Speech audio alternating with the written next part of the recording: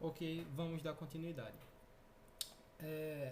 Hoje iremos falar sobre condição de alinhamento de três pontos. Primeiro, antes de falar sobre a condição, precisamos lembrar o que seria pontos colineares. Ou seja, dado por exemplo dois pontos, se tivermos dois pontos que conseguimos determinar uma reta, né? Agora, se pegarmos mais um terceiro ponto, se for colinear, significa que esses três pontos eles pertencem à mesma reta. Há casos que teríamos que três pontos eles não são colineares. Veja aqui abaixo, ó, temos primeiramente o primeiro exemplo, né, onde é traçado uma reta que passa pelo ponto A, B e C. Já abaixo temos o ponto D, E, F. Já esses pontos aqui, eu consigo traçar uma reta que passa pelo ponto D, E, mas não passa por F. Ou uma reta que passa pelo ponto FE, pelo ponto F e pelo ponto E, mas não passa pelo ponto D. Ou seja, já isso é o bastante para concluir que não tem como a gente passar uma reta que passe pelos três pontos ao mesmo tempo. Ou seja, esses três pontos eles não são colineares, certo? E agora, nesse capítulo, vamos descobrir como dizer se três pontos são colineares ou como, dado dois pontos, determinar um terceiro que seja colinear a esses dois pontos, tá? Então, vamos lá. A partir disso, como faria isso? A partir da utilização de determinantes, tá? Ou seja, como seria assim? Teríamos assim um determinante que é formado pelas componentes dos três pontos, tá? Pelas coordenadas dos três pontos. Veja aqui como é ilustrado. Temos uma coluna formada apenas pelos valores de x de cada um dos pontos e outra coluna pelos valores de y de cada um dos pontos. Uma das colunas também, da terceira coluna no caso, ela é formada apenas por um.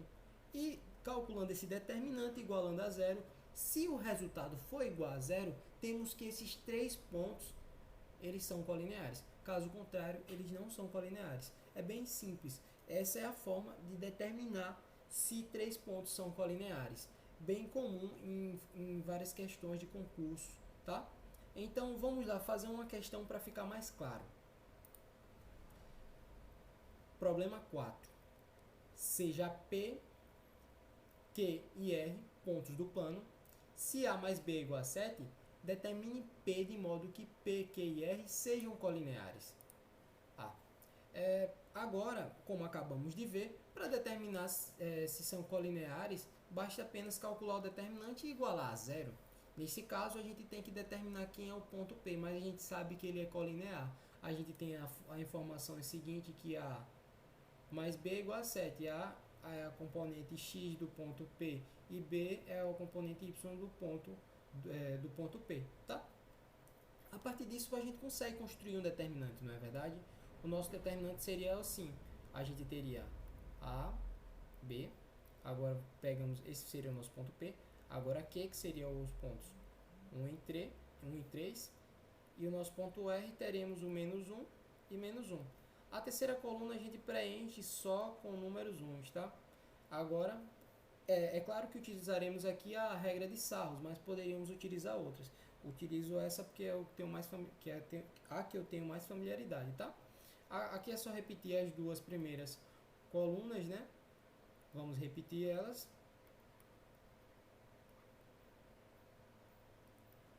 E agora é só calcular o determinante, tá? Vamos lá. Vamos multiplicar aqui. A vezes 3 vezes 1, teremos 3A. B vezes 1 vezes menos 1, teremos menos B. 1 vezes 1 vezes menos 1, teremos menos 1. Agora, como agora vamos multiplicar a diagonal secundária, temos que lembrar de trocar o sinal, tá? Então vamos multiplicar 1 vezes 3 vezes menos 1. Isso aqui seria menos 3, mas como temos que trocar o sinal, vai ficar mais 3.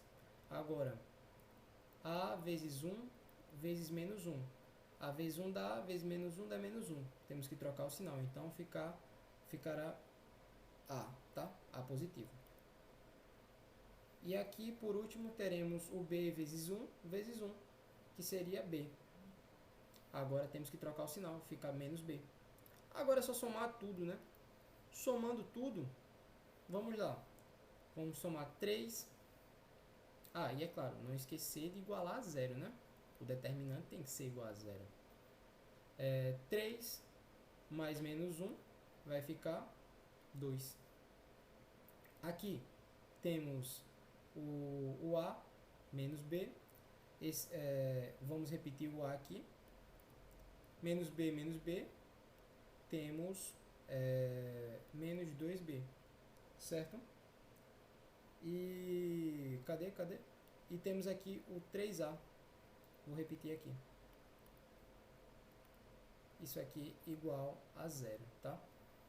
Agora é só somar o A aqui, A mais 3A, que vai ser o 4A, menos 2B igual a zero. Vou passar o 2 para o segundo método, trocando o sinal. Vamos ter 4A menos 2B igual a menos 2, tá? E a gente tem essa expressão aqui, a gente pode resolver um sisteminha, né? Então vamos lá. Vamos repetir aqui o 4A menos 2B igual a menos 2. E temos aqui A mais B, que é igual a 7.